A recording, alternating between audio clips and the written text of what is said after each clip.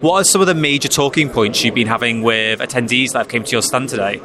So really it's about trying to understand cybersecurity, zero trust, replacing VPNs and how all that fits together. It's a very crowded landscape.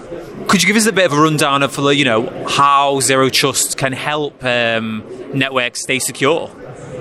Yeah, sure. It's a fundamental paradigm shift from over-permissioned networks into networks that are less trusting and require more authentication before accesses can proceed.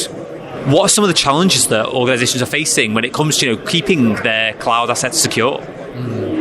Yeah, so the challenges are really quite varied, from spending too much time trying to get configuration right to private assets being overexposed, either accidentally or by oversight. And just trying to make sense of the technology vendor landscape as well can be quite challenging for businesses, because there's a lot of organizations present in the private access space. How can organizations better secure their networks and ensure that they, keep their cloud secure from threat actors? So replacing old traditional corporate legacy VPNs is probably the most effective way to keep the front doors closed and prevent external actors approaching the edge of the network.